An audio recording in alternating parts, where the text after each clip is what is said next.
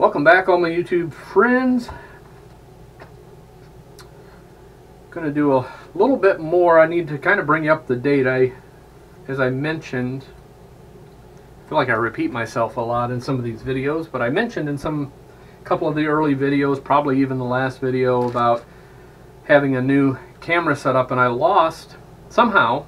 Apparently the technology is smarter than me, but I lost some of the footage from not so much what I did as far as cutting the headstock. I've also changed I dropped the camera down a little bit. I thought the bright light was maybe interfering a little bit with the overhead view, so I've dropped the camera down some. Hopefully that will help with that. I'll know when I edit this video if I need to make more adjustments. But let me just show you from the last video. If you remember, I showed cutting the headstock. It still needs to be shaped, so it's a little rough still. It needs to be filed and sanded and all of that. If you can see there, I just barely left the line when I cut it out so I can get it down to the final shape. And I think at the very end of the video in the editing, I added a comment about how when I tried to fill these holes here, let me find a pencil. I'm going to point a little bit here. If you remember, the original tuners, and let me just grab one of them because that's really what we're going to talk about in this particular, at least to start this particular episode, is the tuning machines. These are the tuners that come with the kit. And so this is just a sticker that covers this little cap. Underneath that cap is where the gears are. So you've got this gear that kind of goes into the gear. The gear that's on the end of this post goes into the gear that's on the end of that post, and they work together to spin. So, I mean, that's kind of how that works. These are just enclosed. Well, the tuners that come with the kit, and I'll just slide one in there, they've pre-drilled, if you can see there.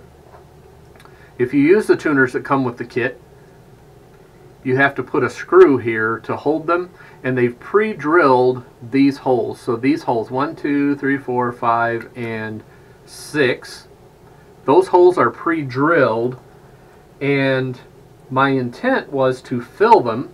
And so what I did is, with these wings that I cut off here, I made some sawdust, mixed it with wood glue and all of that, and filled these holes. What happened when it dried and I sanded it, and for my own, just looking at it, I could see it. It was bad. It yellowed really bad, and you could see it and it's probably just me being way over picky, but I felt like I could see it almost as bad as if I just left the holes like they are right now with nothing in them. So I went back from the previous part. These were filled. I went back and I took a razor blade and a little small drill bit, and I scraped the back of the headstock flat, and then I used a drill bit and I dug all of the fill that I had put in out of the holes.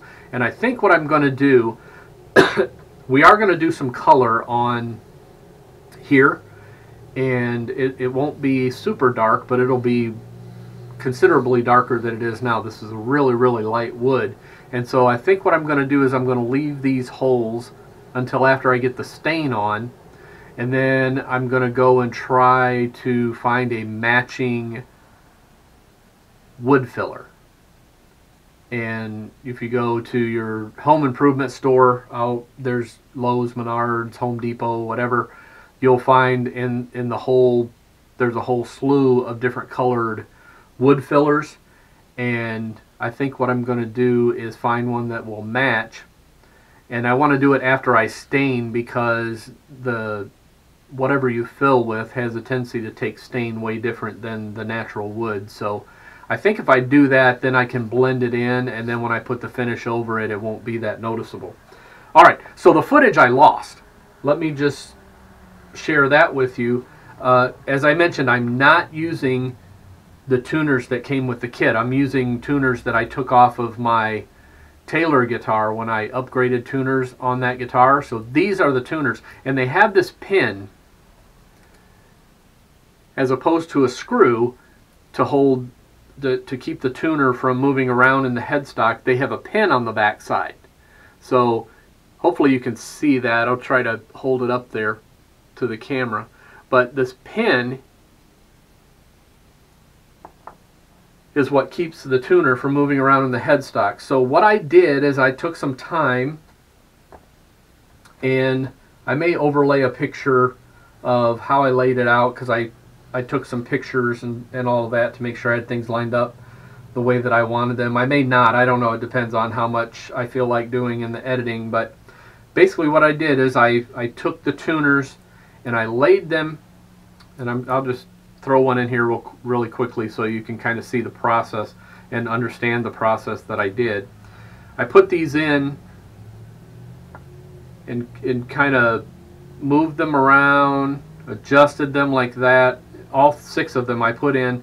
I put the bushings in the front, the ferrules, bushings, whatever you want to call those, screwed those in so they were kind of snug, but I could still spin these a little bit. I got these lined up where I was really comfortable with them, and I just took my thumb and with a lot of pressure I pushed down on this top part of the tuner here where that pin is, and it made an indent in the headstock. And again, I lost the footage, so these holes are already drilled, so I'm just kind of explaining to you what I did. But I made an indent here, then I took the pencil and kind of just colored in where the indents were, and then I took a small drill bit, still in the drill actually, but I took this small drill bit, put a piece of tape around it so I would know how deep to go, because of course you don't want to drill all the way through, and then drilled these out one at a time. And I did it with the hand drill and just tried to stay parallel and straight and all. I just did it by eye, and it actually turned out really well. It's not my first go round in drilling in headstock on a guitar, so my confidence level was pretty high with that.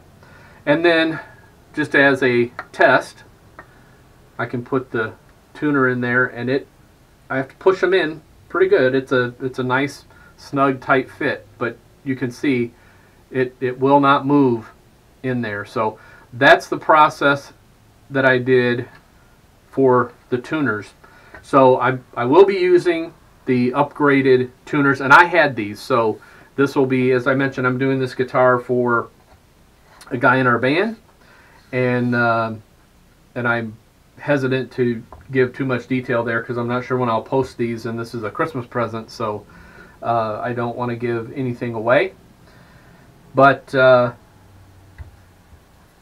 yeah, we'll need to do some cleanup, and what I'm doing is I'm donating these tuners. That'll be part of my donation to this Christmas present here. So that's kind of where we are now. I'm going to set the neck kind of off to the side here and talk to you a little bit about why I'm replacing the tuners. And again, I lost some footage from the previous video to this video, so I'm going to kind of go over this again. This again is one of the tuners. Here's the pack that came with the kit. If I take this tuner, and it doesn't matter which one I grab, they all do it. The gears are super loose inside. You can see if I shake it, you can hear everything rattling around inside here. And I can take if I just take my fingers and I grab the post, and I can wiggle it around. I mean, there's all kinds of movement in there. Now, if I take one of the tuners that I'm going to use for this project, there's nothing. I'm shaking it just like I did the other one, holding it the same way. Now it doesn't have the button on it, but that's not what was rattling. It was the gears inside. And the post is super tight. There's no movement in there at all. So again, it was my choice to upgrade the tuners. He's going to want to play this guitar and probably play it at one of our shows. So I want it to play as good as possible and sound as good as possible. So that's why I'm swapping out the tuners. Okay, so The next thing I wanted to share with you, and the reason I have the button off the tuners, is again I lost the footage from where I swapped.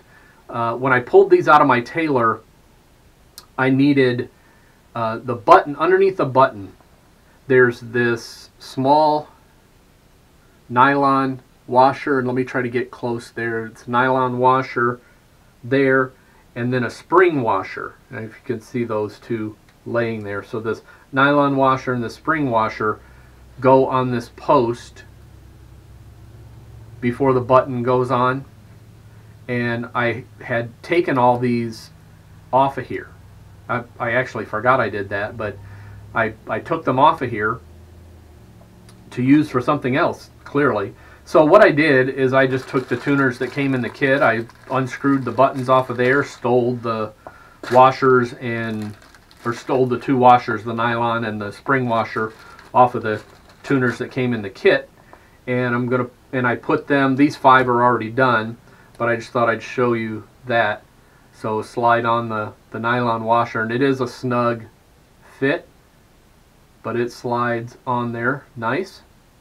And then the spring washer goes on, and these need to go so the ends spring out toward the button. So the spring washer is shaped like this, and you want the ends that point up toward the button. I hope that makes sense. If you end up swapping them, just pay attention to how you take things off and put it back on the way that it came off, and that's the best way I can describe that. So these are notched, so they only go on one way. So slide that on, the screw goes in the end. I had a small screwdriver somewhere, there it is. And then the button screws back on, and the tuner is all ready to go and all ready to go on the guitar. So these, and again, you don't over tighten this because you'll strip that nylon washer out. So just get it snug, and you'll feel it when it snugs up.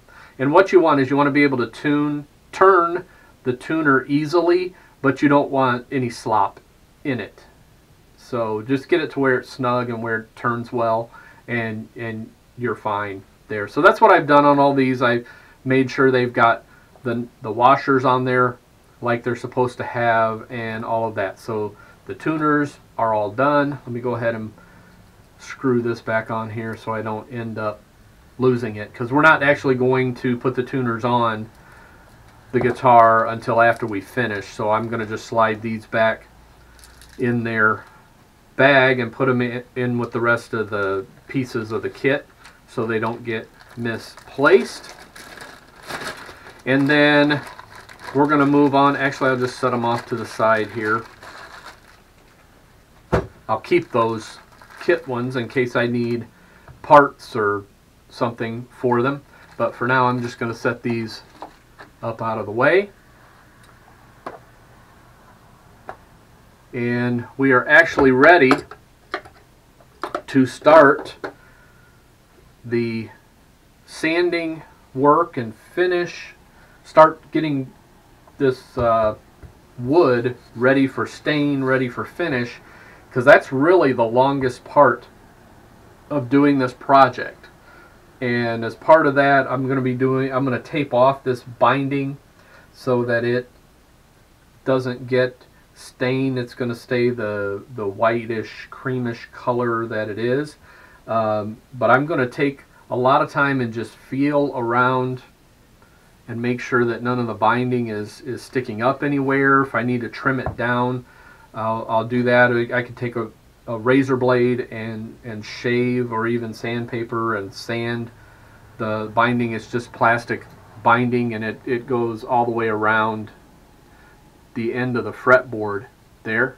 So it's a fully bound fretboard, and really for the price of the kit, I think it's $250 or even a little bit less than that shipped. So for what you get, again, I've not put a kit together, but I've been pretty pleased with so far how things have come out. So and what we've got from the kit. So I'm not sure how much of this I'll put in the video, but I really need to spend a lot of time.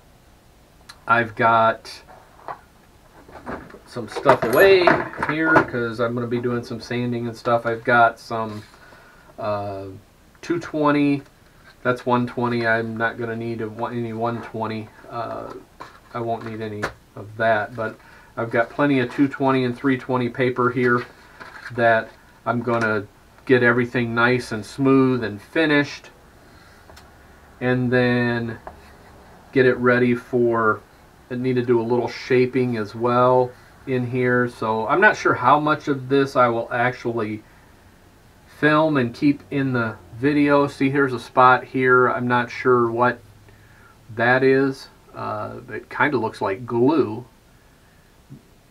so I'm not sure there, but I need to get that off of there because this needs to be a flat surface, both sides. Actually all these surfaces need to be nice and flat for gluing. So I'll scrape that so that it's smooth. I'll do whatever sanding I need to, and I'm just going to let the camera roll, and I'll deal with the editing after that. But it's just going to be a lot of sanding and prep work, and up in here, of course, the filing to get this profile exactly the way that I want on the headstock here. And so I'm just going to work and let you stay up there and kind of watch, and I don't know, I'll edit some stuff out, I'll put stuff into time lapse. I don't know how I'll handle the editing part of it, but I'll deal with that. So just hang out with me here, and I'm going to start and get the neck as finished as I think I can, and then I'll switch around and grab the body and do that. And before anybody starts leaving me comments and complaining about me not using a sanding block, I will not be using a sanding block on any of this because it's an arch top guitar, and these surfaces here, even though they are somewhat flat, listen, I'm not going to be taking that much material off that it's going to be that big a deal if I don't use a block. So I am not going to be doing that. I'm just going to be sanding with my hand and my fingers, and I've done enough woodworking kind of stuff that I'm comfortable with that. So here we go. I'm going to start. I think the first thing I'm going to do is I'm going to work on this profile, and I've just got a file here that I'm just going to work on trying to get this as symmetrical and smooth as possible, and then I'll sand it. There's just some rough marks from where I ran the saw across there.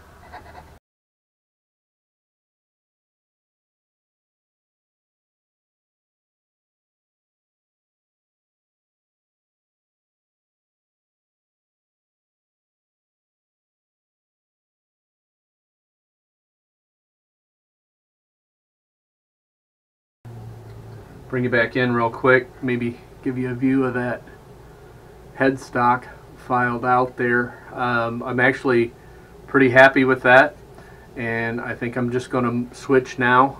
I think that's the only place I really needed to file. So I think I'm going to go now, probably switch and grab a chisel. Got a whole slew of these little chisels here. Grab one that's a bit of an edge on it.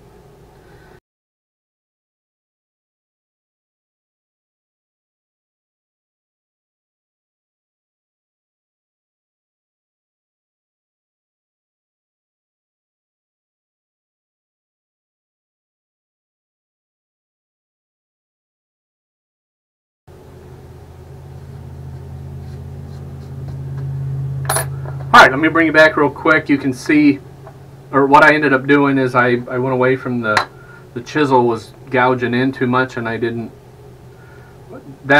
do. That was already there, but the chisel started gouging in too much, so I switched to razor blade, and scrape that. I think what it was, because these are made in multiple pieces of wood and glued together, and when this was squeezed, the glue squeezed out here and just didn't get cleaned up, so it just needed to be scraped flat. So that cleaned up really pretty easily there. Now I think what I'm going to do is just kind of get some stuff out of my way. And this, if you don't like making dust and getting messy and all of that, then you're probably not going to like this kind of work very much, but because that's what it takes to get all this done. So I think what I'm going to do is I'm just going to cut myself some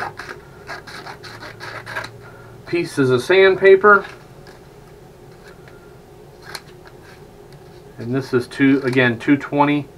I'm going to do 220 and then 320, and once we get to 320 stage, then I will put some stain on it, and I'll have to put this in the guitar and kind of tape off this area here where we don't want stain, where we're going to glue. But I'm going to go ahead and just sand it, all of it, because this part will be seen, of course. And again, I'm not wanting to remove a whole lot of material. I just want to get things as smooth as possible. If you've done any woodworking at all, the smoother, if you take shortcuts at the beginning, the end process is going to not look good. What I recommend, though, a couple of things: get the Sandblaster Pro 3M sand. It's easy for me to say. Get the 3M Sandblaster Pro sandpaper, because it will not gum up. It'll last a lot longer and all of that. And the other thing that I recommend when you're sanding and finishing is to always go with the grain of the wood. And we've got some tricky little spots around here in this curve, but go with the grain of the wood. So again, I'm just going to get to this and try to knock it out and get it done.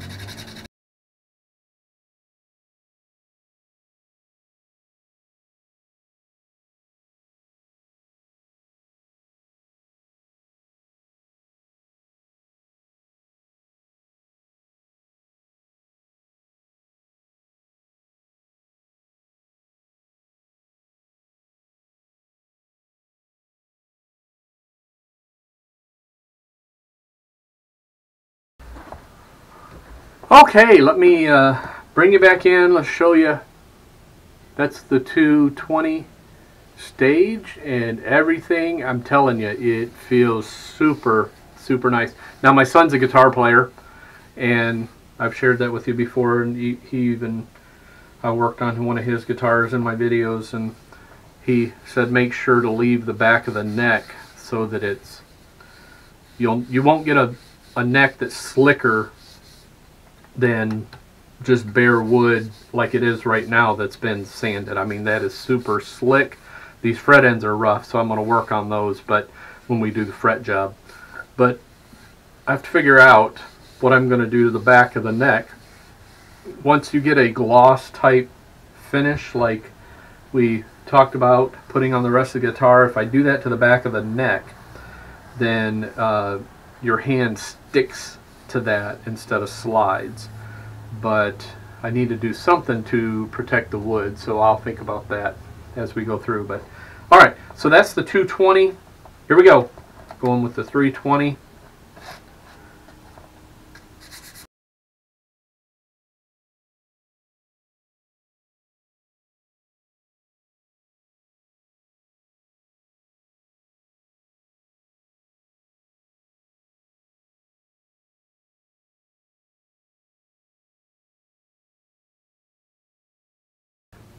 Okay, battery died, so I had to swap battery in the camera.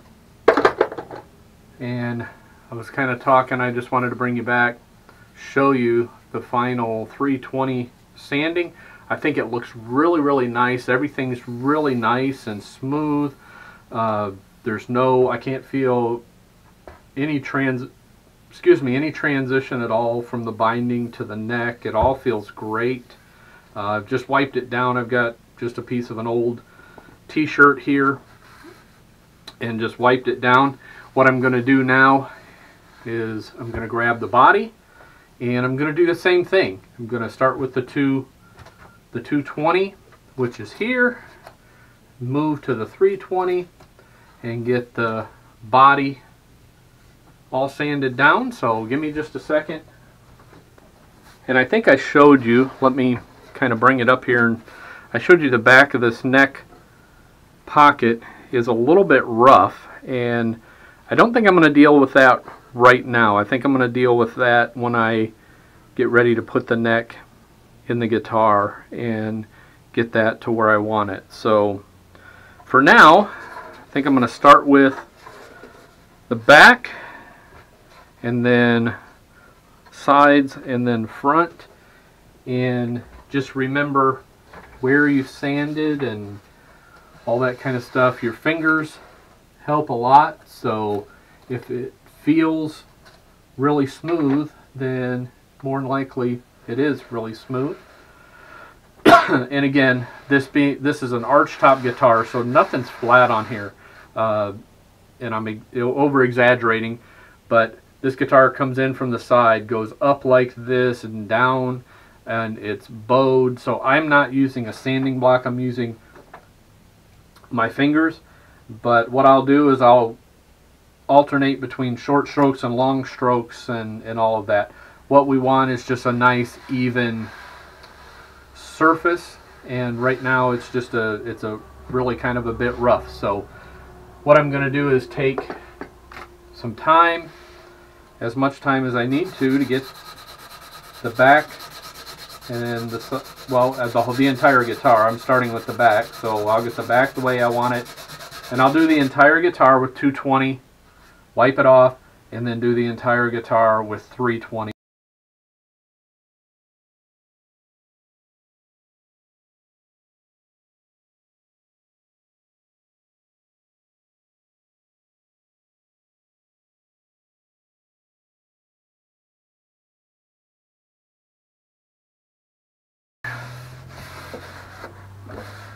Let me come back and show you, and this is not really uncommon. I mean,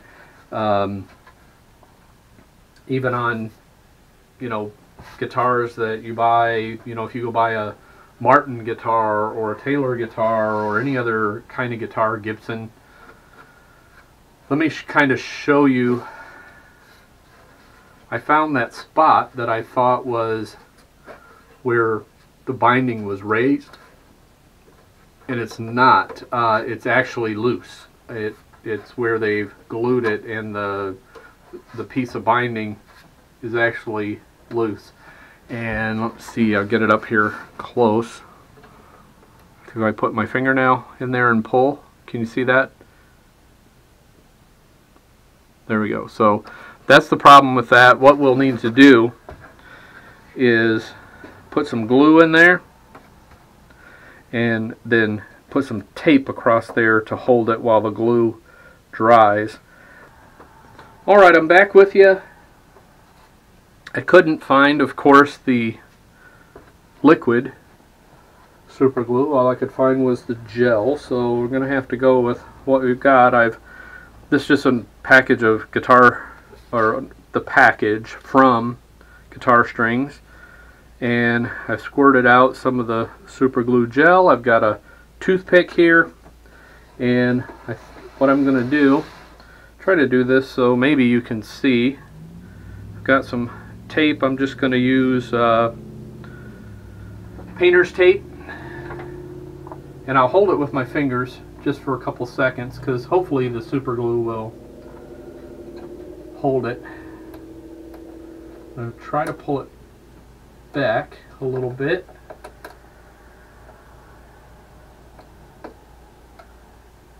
There we go. So I can get super glue down in there.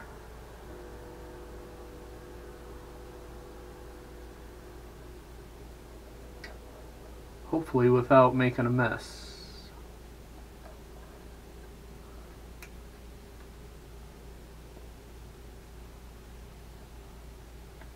And the super glue gel takes quite a while to get set up and all of that. So do that. I've got a paper towel over there to just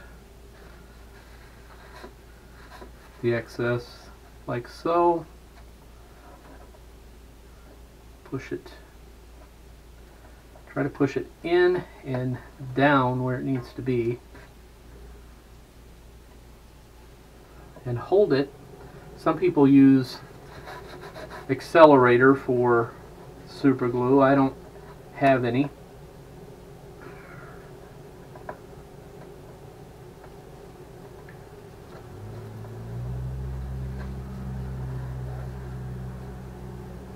That may actually be good enough.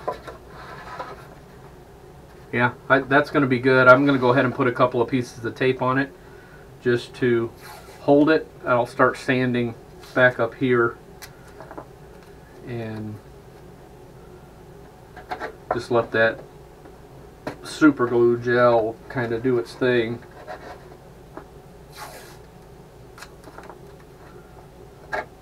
And what I'm doing is sticking the tape here and holding it with my thumb and then pulling really hard that way to just try to get pressure on the binding. So that should be good enough to hold it until the CA glue sets up. Now back to our regularly scheduled programming.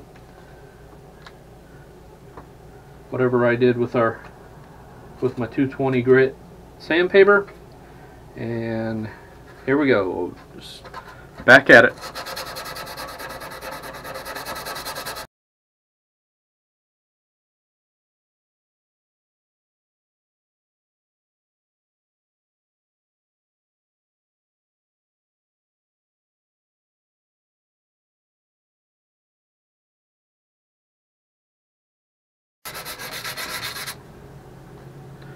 Alright, let me pause quickly here. I'm going to go ahead and take the tape off. That super glue's had plenty of time to set up. Yeah, that feels way, way better. And then once we sand this, you won't even be able to tell that we had to repair that at all.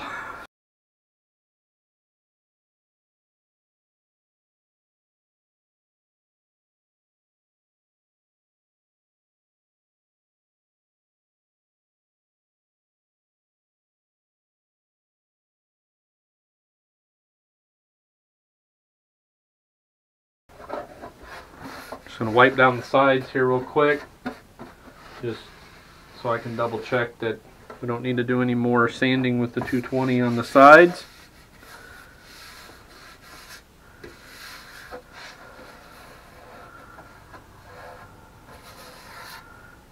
No, I think I'm pretty happy with that. So here we go. I had to stand up for that little part of the deal.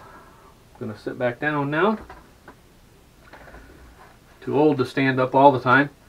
And here we go. I'm just going to go back in with the 220. I may have to cut some more pieces, but just work on getting this top done.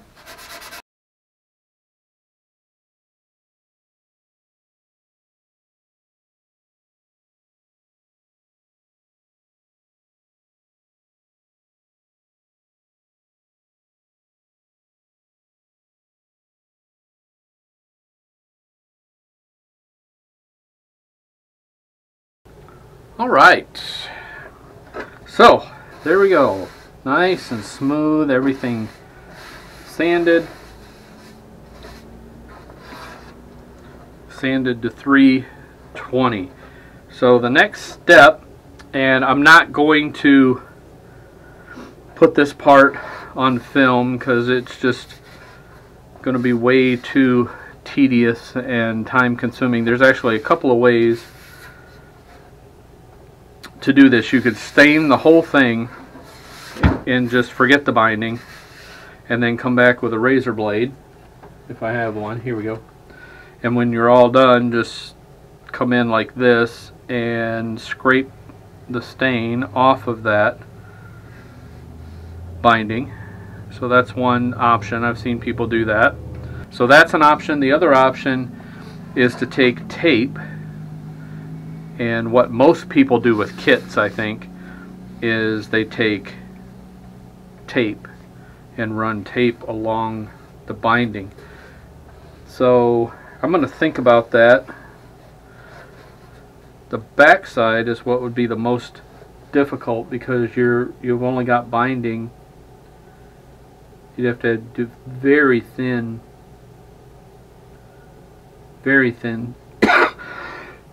excuse me, very thin strip of tape there. So I don't know, I'm kind of torn at this point. It might be just as easy, because I don't think it would take much to get the stain off of there.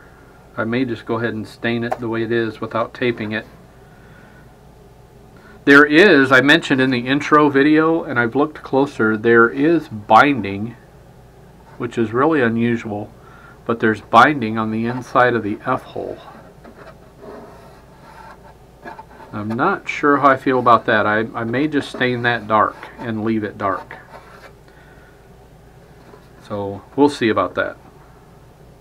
Other people that I've seen do these kits don't do that. Oops, got a little bit of, I need to do a little more sanding there, so I'll take care of that. There's a scratch there that I need to sand, do a little more sanding and get rid of that. I just saw it. I'm holding it up to the bright shop light is up there, so I'm kind of holding it up to the light and kind of seeing what we need to do. I think that would stand out if I don't deal with it. So I could wet it a little bit and see how it looks, but I think that if I don't get that scratch out of there, I think you'd actually see it in the finished product. So I'm going to work on that a little bit, wipe this all down, set it aside. It's about almost 9 o'clock on a Thursday night, so I've got work tomorrow, and I'm just trying to squeeze this stuff in around my work schedule. Again, I don't really make any money off of this stuff. I just kind of do this because I enjoy doing it. I enjoy working on guitars and playing guitars and all that kind of stuff, so that's kind of what I do. That and paint and, you know, my artwork, drawing and painting and stuff. So anywho, I'm going to let you guys go, and I'm going to work on that little spot right there and finish up for the night. I'll see you next time. Thanks for joining me in the workshop again, and I'll have another video. The next video, we will be ready to put some color on the body. Again, the body, front, sides, back is all going to be a dark, kind of a, I think a cherry wood, if I understand correctly. I'm still waiting to get the stain, so once I get that, we'll get that applied. But I'll bring you back for that and each step along the way. So thanks for joining in. I'll see you next time.